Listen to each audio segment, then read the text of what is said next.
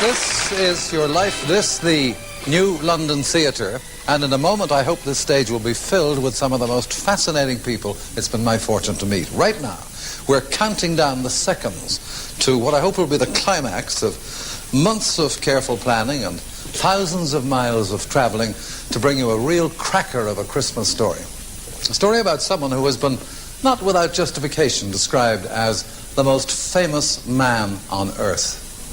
Someone whose story has reached a milestone quite recently, a historic milestone, which is why he believes he's coming to a television studio to give an interview about it. Not to me, and not in front of an audience. But whatever happens next, I promise you it's the most unpredictable Christmas I remember.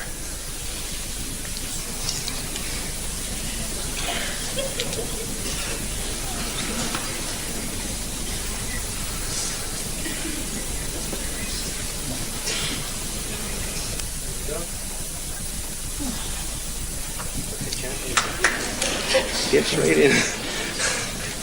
Hello, champ, and a very special welcome to your second favorite city of London. For what I can say is a three-time champion of the world. Tonight's Muhammad Ali, this is your life. Go on! Come on down the stage, just on to the man. We've got some lovely surprises for you. Very promising.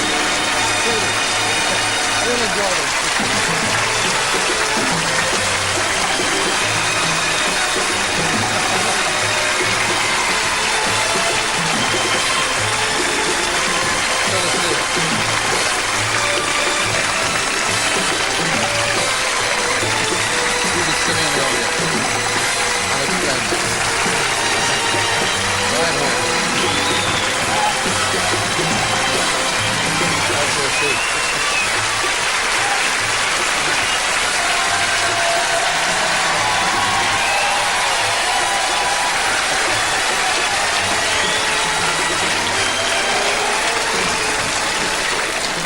Well, I must say a very special thank you to your pal and mine, boxing commentator Reg Guttridge, for bringing you along here. He lied to me. I want to say one thing. I watched this show for years in the States, and I wondered why was everybody so anxious to get me here, and this is terrible. This is the right time to get you. Muhammad Ali, this is your life, and there could be no more appropriate time for me to say that as we reach the end of a year which has seen you fight your way into history by becoming the first man to win the World Heavyweight Championship 3 times over.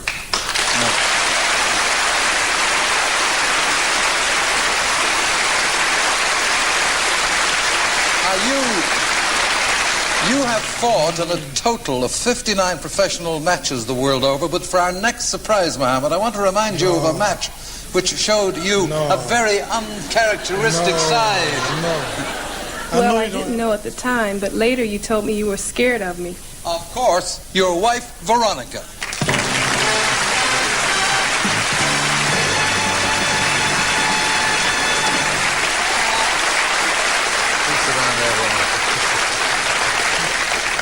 Veronica, how did you find out he was scared of you? Well, we met when he was in Salt Lake City doing an exhibition, and when I met him, he didn't say anything. And usually he grabs and hugs people like he still does now. But later when I got to know him, he told me that that's why he wouldn't say anything, because he was afraid. Well, it's not easy to contemplate a speechless Muhammad Ali, because the fact that you're... Beautiful women just frighten most men. The fact that you're as mercurial with your words as you are with your fists has made you one of the world's greatest box office stars. And if you look at that screen, we're going over 5,500 miles now to a city you know well, the bright lights of Las Vegas, where no star is shining quite so brightly as the one about to speak to you now from his dressing room at the world-famous Caesar's Palace. Your old pal, Britain's own Tom Jones. Hello, Eamon. I must say I admire your guts for springing a surprise like this on Muhammad Ali. Muhammad, I wonder if the This is the surprise show. is as big as the one you got from Henry Cooper's left hand in 1963. Putting all jokes aside, I'm sitting here in Las Vegas in the dressing room between shows, and as you know, anybody can pop in from time to time, like the time, I think it was about 10 years ago, in the Latin Casino in Cherry Hill, New Jersey. Knocked him at the door, I looked up, and you were standing there. And we've been friends ever since. We've had a chance to talk together from time to time. I must admit, I like this setup tonight because I can talk to you and you can't interrupt me. You know, boxing is the only sport that I really like. I've always enjoyed boxing, and I don't think anybody would argue with me that you are the greatest boxer of all time. Not only a boxer, I think one of the greatest entertainers. But speaking of entertainers, I remember the time when you made a record, I should say, of a song called Stand By Me. Well, I would just like to say this. I won't go into boxing if you stay away from singing. You know, this is the switch. I'm over here in Las Vegas. You were there in London. And I hope you're having a great time in my country. The only thing is, I wish I was there to enjoy it with you. But I'll see you soon. Oh, and by the way, be gentle with Eamon. Thank you, Tom Jones. And nice to know you care. Well, Muhammad Ali, this is your life, and I still don't believe this. You were born here at the General Hospital in Louisville, Kentucky, at 6:35 p.m. precisely on January the 17th, 1942, tipping the scales at 6 pounds 7 ounces. Your father's a sign writer, and you're named after him, Cassius Marcellus Clay. Family home is here at 1121 West Oak Street. And it's there one day when you're only 18 months old, you show the first indication of things to come. You're swinging your arms as babies do. And that's when my baby boy's left hand knocked my front tooth right out. From Louisville, to surprise you, who else but your mother, Mrs. Odessa Clay, and your father, Cassius.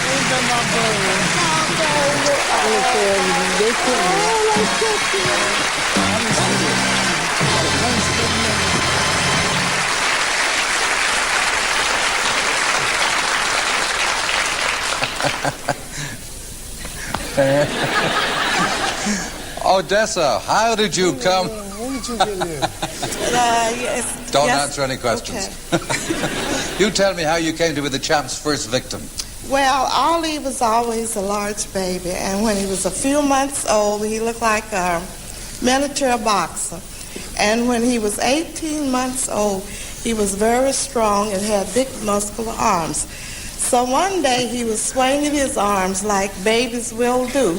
I wasn't looking, and he hit me in the mouth and knocked a tooth out. And later I had to go to a dentist because it had loosened my other tooth. Cassius, I know his nickname for you is Cash, but what does he call his mother? Bird. Bird. Odessa, where does he get the bird from? Well, Ali, Him. Ali used to always tell me, say, you have a small nose, just like a bird. So they call me Well, today, Muhammad, you must be one of the most photographed men in the world. But thanks to your mother, we can show a rare picture of the future world champ, aged just 2.5. Sitting next to your baby brother, who's 18 months younger. And looking at that picture, you can recognize that we have beautiful parents. We've flown him from his home in Chicago, your brother Rahaman Ali.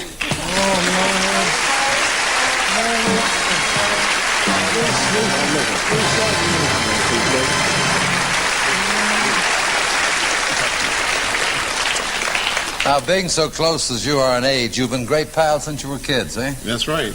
We always have did things together in life, and Muhammad always predicted from a small boy that he would be the world's heavyweight champion. And I want to exclusively bring that out because he always told the kids in the neighborhood, I'm going to be champ of the world, I'm going to do this, I'm going to do that. a few of them laughed at Muhammad, but he always had the strong mind, the determination to stick by his word. And he did it. Tell us about hide and seek before you sit down. In front of the world, I love him with all my heart. He's beautiful people. All right, thank you, Rahaman.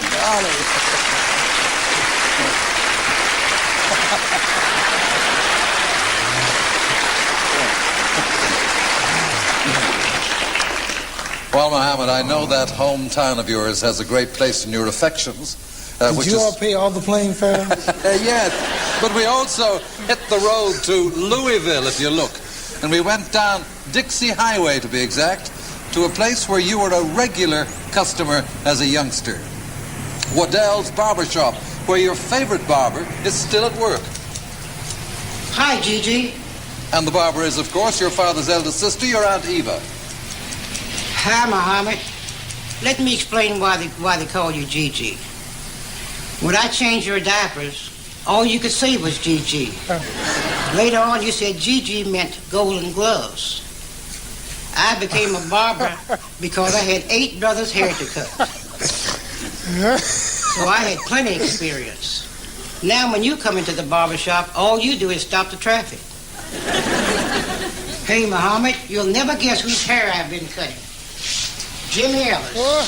Hi, Muhammad. You know, we go back a long time.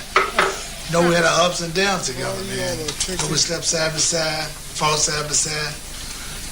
You have a lot of personal things. And I want to say thanks, man. You've been just like a brother to me. Another satisfied customer. Next.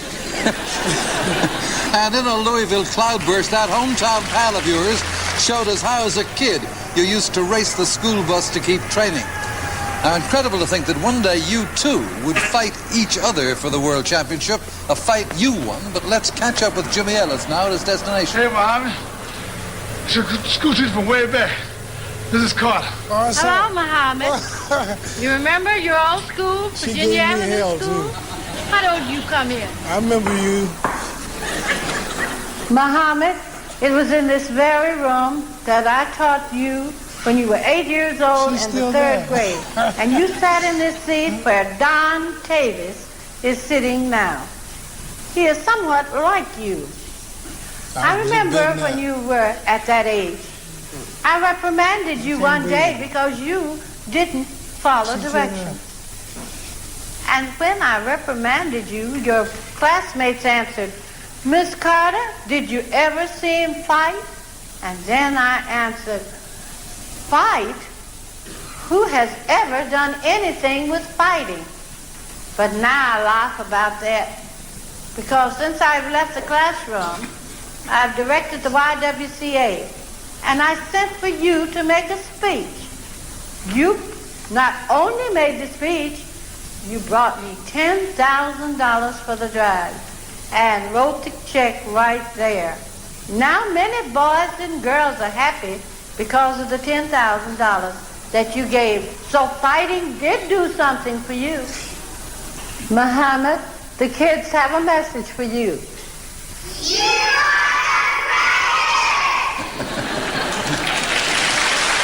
You are the greatest, man. That's the truth. Mrs. Carter and me is going to join your Aunt Eva and leave in that car over there.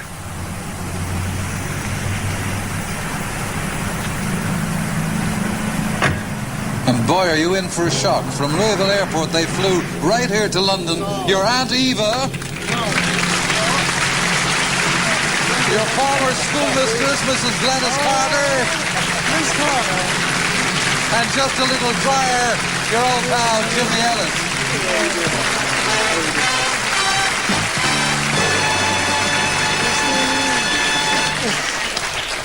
Aunt Eva, did you bring your scissors? Sure. And it looks like he needs a haircut right now. I can't believe this. Well, now, Muhammad, as we've just seen, when it rains in Louisville, it pulls no punches. I didn't know you all could lie so much. Come on. Well, it was on a rainy day your boxing career started. You were 12 years old, and Cash, you just bought him a new bicycle, didn't you, for Christmas? That's right. A red bike with chrome finish on white wall tires. He had got on it starting at home, and it had begun to rain. So he headed for the local bazaar, where they were. Just don't talk too long, because I got time to. I got my talk from him. So if he gets stuck, I want to hear about this. It was being held indoor at Columbia Auditorium, where he found some free don't go too long, candy and popcorn. Long shelves. Okay, so you look for your free candy and popcorn, and you park your gleaming new bicycle at the door of the auditorium. But when the popcorn and the candy are finished, Mohammed, it's time to go That's home. when my talk has started, so I know it. What happened when you go to collect that bike, the pride of your young life? Where was your bike? I couldn't find it. You couldn't find it, that's right. It was stolen. You don't have my bike here. No.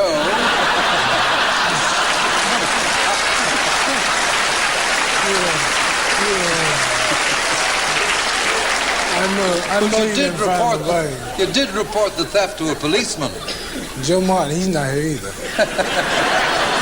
Well, I know that you when you tell that policeman what you're going to do to whoever stole that treasured Christmas gift from your father. You said I'm going to whip him.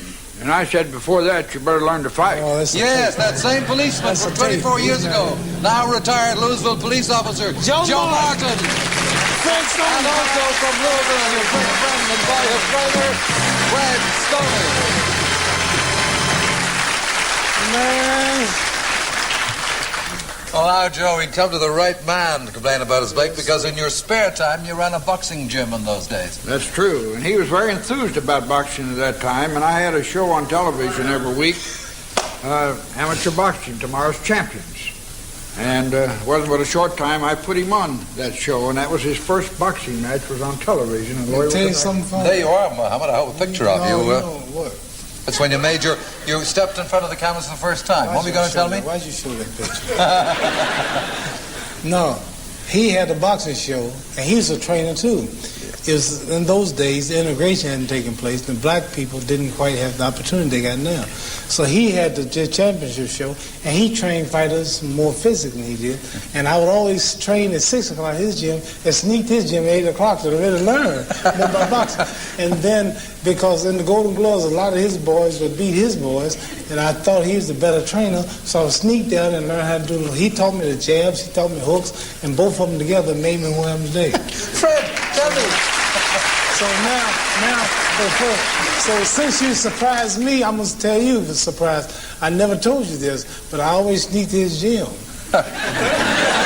See, because he had the complexion and the connection to get the protection.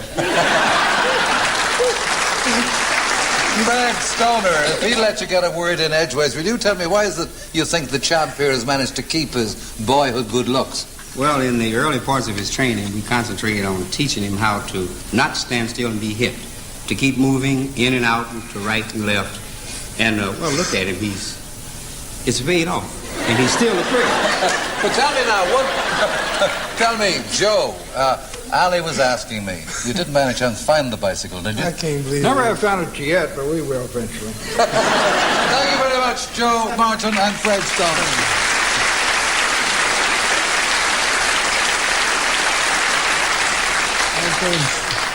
This is a show. Well, as Joe Martin has told us, your first ever match in a boxing ring was on that television show, Tomorrow's Champions, and we set out to find the first person in the world who came out fighting at that first bell against the future world champion. Today he works on the production line here at the Ford plant just outside Louisville. And of all the millions of words written and spoken about your opponents, we were amazed to find no one had ever before asked your very first opponent his memory of that day 24 years ago, but he recalls it now. As you said, you remembered his name, Ronnie O'Keefe. Hello, Muhammad. Is that him? Remember that day I first stepped in the ring with you?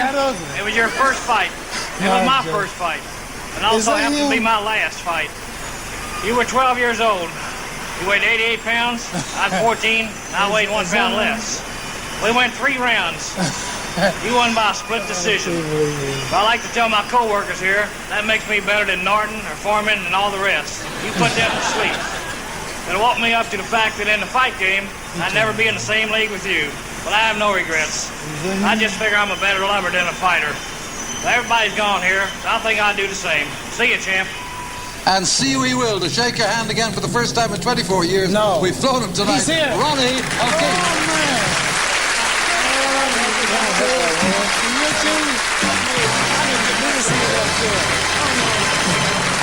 Was that you? Boy, time fly. We done got old. You don't look nothing like you used to. Jimmy Ellis, you and Muhammad were matched on that first night. tomorrow's Champions program. I don't know if Muhammad remembers it, but you do. First fight. That made you famous too, didn't it? You the first man to fought Muhammad Ali. Ain't that something? Okay, what's that? Thank you, sir. We were just talking, Jimmy and I actually, about that program, Tomorrow's Champions. And the two of you were matched for a purse of $4 each, Jimmy, but the fight never took place. Why was that? Oh, because at that time, I didn't weigh enough. And so he came over to me and said, man, we just lost $4 because you're too skinny. I said, no, we just lost $4 because you're too fat. Well done. Well, constant training and sheer determination to be the best put you high in the amateur championships as a teenager, winning 6 Kentucky Golden Gloves championships and 2 National Golden Gloves finals. And one day, nearly 20 years ago, you read in the newspapers that one of America's top fight trainers is visiting Louisville. When high school's over for the day, aged just 17, you dash to the hotel where he's staying and telephone his room from the lobby. And you said, I got to talk to you on account of going to be the next heavyweight champion of the world. Today, his name's inseparable from yours, that legendary figure of the fight game, your trainer and great friend. We've flown him from Miami, Angelo Dundee. How you doing? This is your man surprise. Look at all this, man. Angelo, what did you do when you got that call? Well, I'll tell you, he came on like gangbusters. I'll tell you just what I said. Yeah, well, he said, my name is Cassius Marcellus Clay Jr. I'm the Golden Glove champion of Louisville, Kentucky. I won the Pan American Games. I'm going to be Olympic champion. I'm pretty, and I want to talk to you. All times, right? Right? So he come up and, what else could I do? The TV program stunk, so he came up and I started talking to him. But I'll tell you, it's been a great feeling to be with this guy, because it's a misconception of Muhammad. Everybody says, my God, he must be tough to get along with. Easiest fighter I ever trained. Never had a problem. We never had one argument. It's dynamite. And it's been this way from the beginning. And let me tell you something. It's a great, great feeling to be involved with a living legend like you, Muhammad. And I mean that sincerely, because you are the greatest. Also, one thing else. Every time a fighter would come up in the gymnasium, you would bust down that room door. You'd bust it down 12 times to try to psych out a guy. Do me a favor, buy me a door for Christmas. Thank you, Angelo Dundee.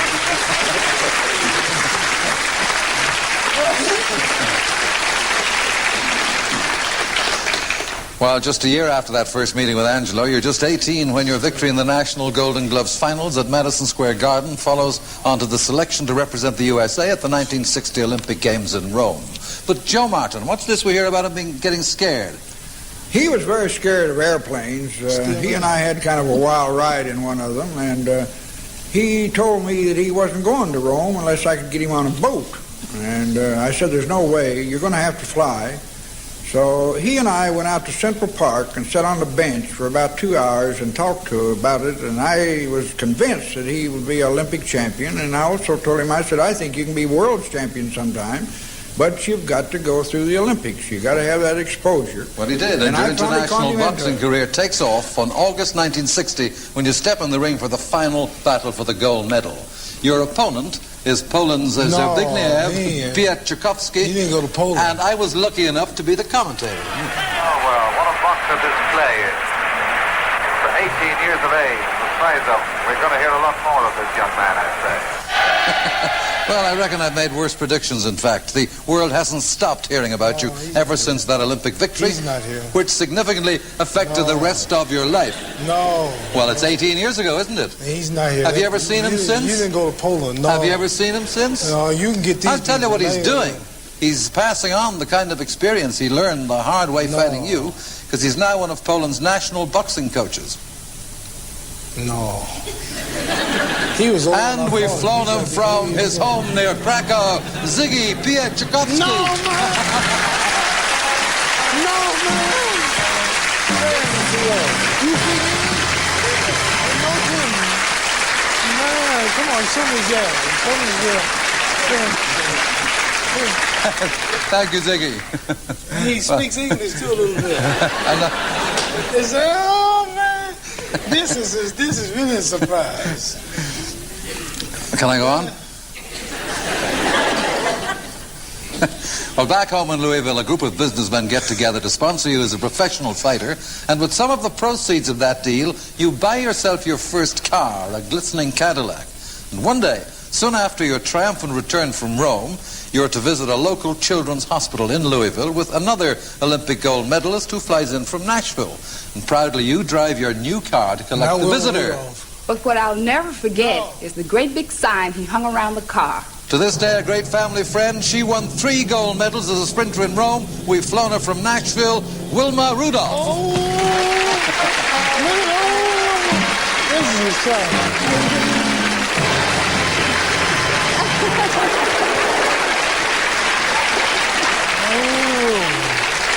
Wilma. Ain't she pretty? Look at Wilma. Wilma, what was that huge sign he'd hung around his Cadillac? Well, the huge sign was Olympic champions. And we drove around Louisville, Kentucky, and on the car was Wilma Rudolph and Cassius Clay, and he was yelling out the window, "We are the Olympic champions." But I think it was all just show, you know. I agree with Veronica. He's quite bashful. How do you know? Did you know him well since, and what else he does besides his sporting game?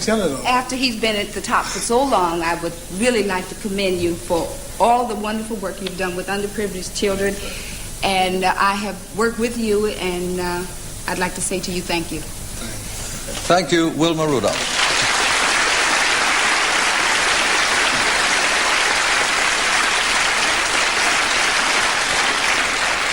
Well, just 4 years after turning professional, you fulfilled the... Say one thing. Yes, sir. I had a lot of money. I've had many surprises. I'm at the stage now where it's hard to surprise me, to show me anything, to excite me, because I haven't had it all. I feel like a little bitty boy now, just getting a new toy for Christmas.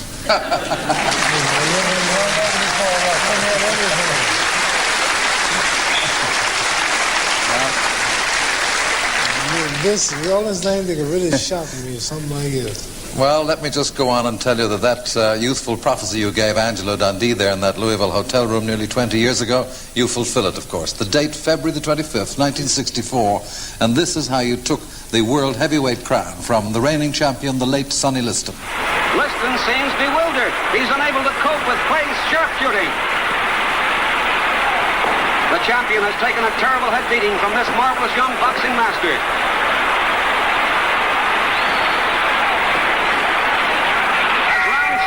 Liston moves very wearily to his corner. Pandemonium has broken loose. Sonny Liston has not come out for round 7. He's got a new champion.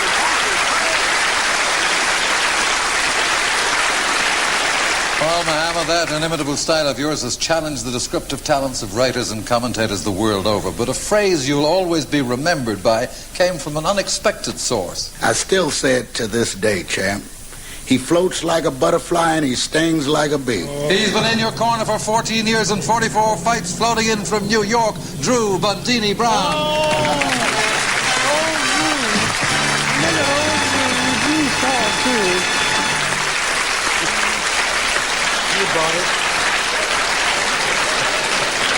I never saw him so dressed in my life.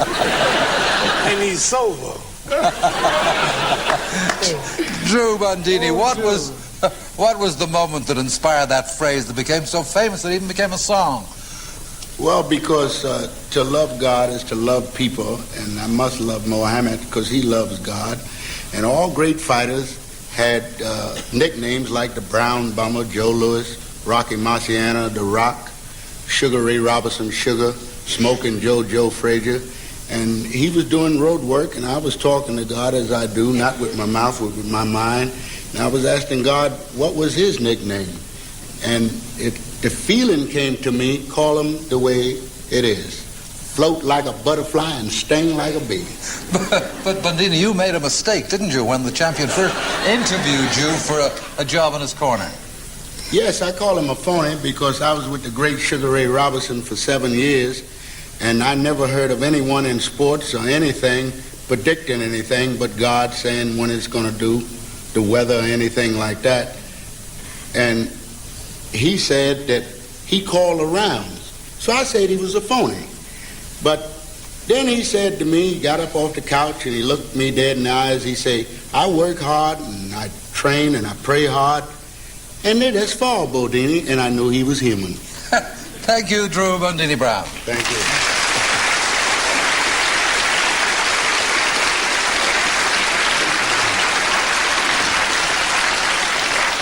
Well, Mohammed, you've a lot of tactical secrets for inside the ring, but outside the ring, we didn't know you had a secret call sign. It goes like this. He was best man at your wedding. You were best man at his. We flew him from his Vegas Hollywood photographer Howard Bingham.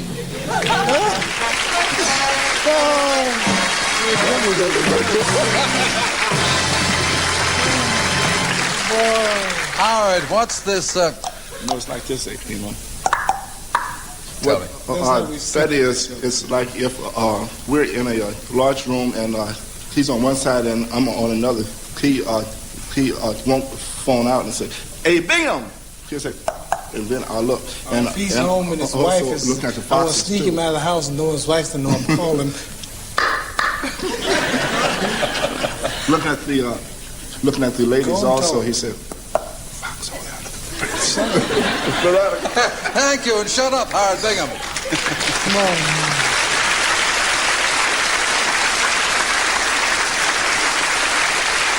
Well, in 1966, you travelled to London to defend your world championship against the reigning British and European champion, who'd given you something to remember him by in your first meeting in 1963, as Tom Jones mentioned earlier. Now you meet again at Highbury, London, 3 years later on May the 21st. And there was no chance of his missing this rematch tonight. Britain's own former champion, Henry Cooper. No.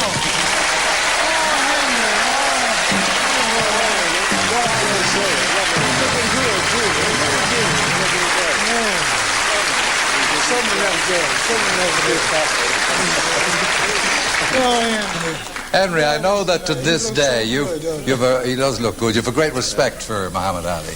Oh, great respect. I mean, what more can you say about the man? He's done everything. A great natural athlete. But let's be honest, if he'd have gone, whatever game you'd have gone in, I think he'd have been the top. The fastest moving heavyweight, I think, in the world today. Ever likely to be in the future. He was greased lightning on two legs. I had all my work cut out trying to keep up with him and trying to land a punch on him, but a great guy. You landed one too. One of the greatest. The greatest. You hit me so hard. I never told you this. Well, I'm retired and he retired. Oh. You hit me so hard, you jarred my kin folks in Africa.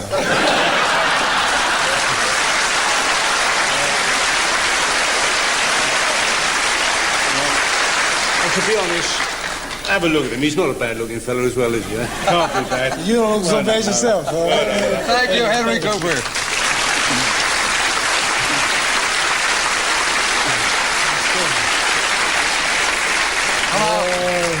The night after that fight, I had the pleasure of talking to you on another show where my other guests included Dudley Moore and the late Sir Noel Coward, who found out you packed a conversational punch too.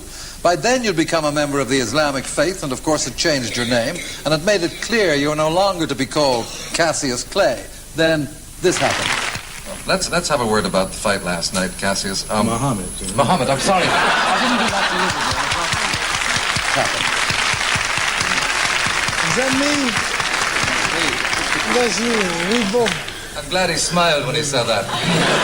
You know my name, boy. Don't worry, I can open it, boy.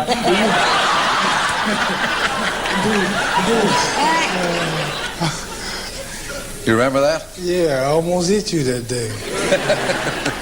Well, a year later, Muhammad Ali begins a 3-year exile from boxing when he refuses on religious grounds to join the army, at that time engaged in the war in Vietnam. Even if the threat of a 5-year jail sentence does not deter him. Now that was reversed in 1970 and his boxing license reinstated. So after 3.5 years of legal and political punch and counterpunch, your exile from the ring is over. October 26th, the place Atlanta, Georgia. And world headlines proclaim that Muhammad Ali is back in action as you fight your way back to the title you'd set your heart on as a youngster. Jerry Curry is hurt, and Ali is asking the referee to stop the bout. Ali puts the jab on the mouth, the right uppercut to the jaw. Curry is staggered and the fight is over. Anderson goes into a front, takes the left hand high on the head. Ali drives the right over the head, drives the right to the head. A left on the chin thrown by Muhammad Ali, and raising right to the jaw. A left and a right to the head. Bob Foster, the light heavyweight champion. Ali feigns being hurt, puts the jab on the mouth. Foster sticks out a jab, takes the blazing right, a left uppercut to the jaw. Foster is down and facing out. Ali is finding Joe Bugner as a tough customer. Bugner back to the rope, both hands to the head by Ali. Bugner hooks the left that goes over the head, drives Ali into the ropes and holds him there. Norton moves into Ali, driving both hands to the body, and the referee gets him out of a clinch. At long range, Norton feints the left hand, puts the jab on the mouth. And of course, you went into the record books on September the 15th this year by beating Leon Spinks to become, as I said, the only man to win the world heavyweight title 3 times. Now, instead of resting, you go straight into making the film Freedom Road. Muhammad Ali, actor, playing the part of a former slave who becomes America's first black senator.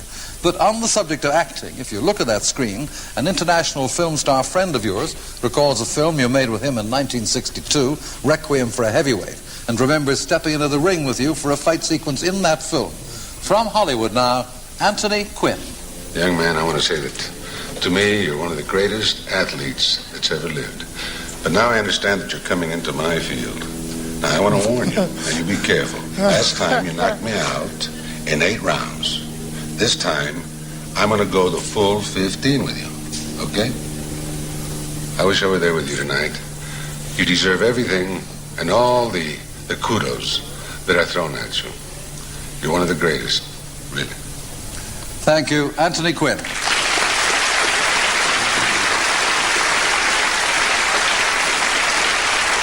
Well, champ, not many people have gone the full 15 rounds with you, but before we close, I'd like to remind you of someone who has. Just as he promised he would one August day in 1970, during your exile from the ring, when he gave you a lift in a car from Philadelphia to New York, and when he pulls up on 42nd Street, a crowd starts to gather. And I said, hey, man, you better get out of my car.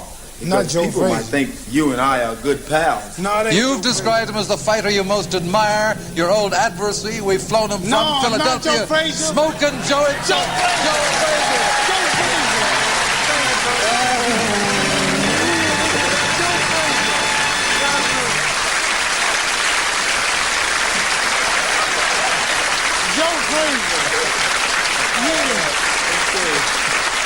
Joe, how did you come to be giving Muhammad Ali a lift in your car? Well, number one, I had a chance to move around in Philadelphia, and I went to one of the hotels, and I promised to give him a ride to New York City that day. I got out of the car. Somebody says, "Hey, go Smoking Joe Frazier." Oh, man, and he went off. Smoking Joe Frazier. Where is he? I want Smoking Joe Frazier. He got my title. So I went over and I shook his hand. He told me, he says, listen, sir, I have a man that's doing a book on me. Would you interview him into New York City? We rode into New York City. This guy would not let me get one word in. All through the whole ride, he started talking about Smoking Joe Frazier. Can you whip me? Can you whip me? So Joe, Smoking Joe Frazier. See, I wrote a poem. He said, Joe, come out smoking. I'll be poking, pouring water on that smoking. He said, I might amaze you. I will be tired smoking Joe Frazier. all through the whole time in New York, from Philadelphia to New York City, I had to go through that noise all the way. What did you do? So I had a chance. We got into New York City, 42nd. He slapped me. 42nd and Broadway, and somebody messed around and saw him and myself, and he went off again. Smoking Joe Frazier, ladies and gentlemen, Smoking Joe Frazier, the man who got my title. I won my title. I was in the car. Oh, Lord. I said, look, I ought to whoop this sucker right now. So after a while, he got back in the car and kind of cooled down some. I said, hey, man, cool it off. You know what I mean? So he said, a song. He started singing. He started singing.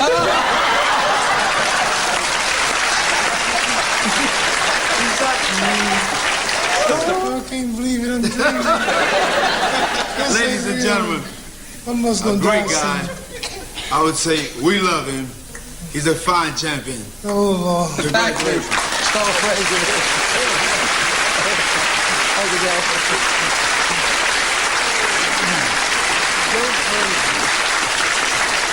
Joe Frazier. I'll say one thing.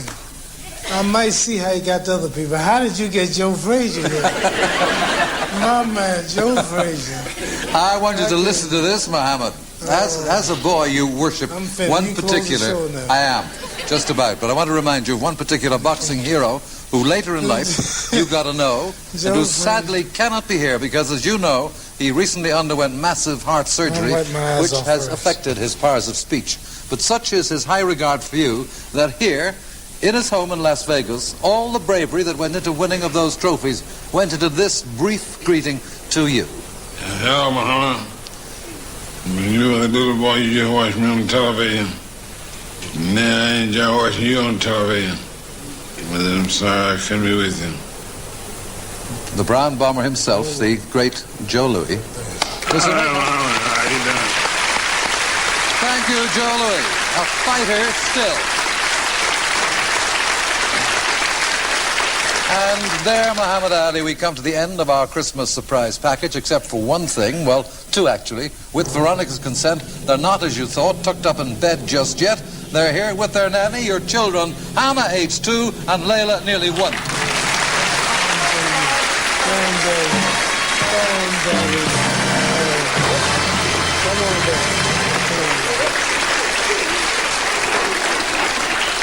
Well, to the greatest, I know they're the greatest. Muhammad Ali, 3 times heavyweight champion of the world. This is your life.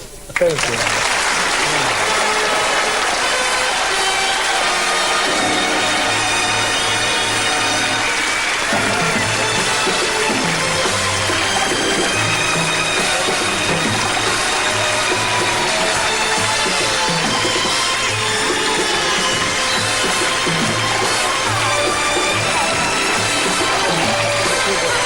Look.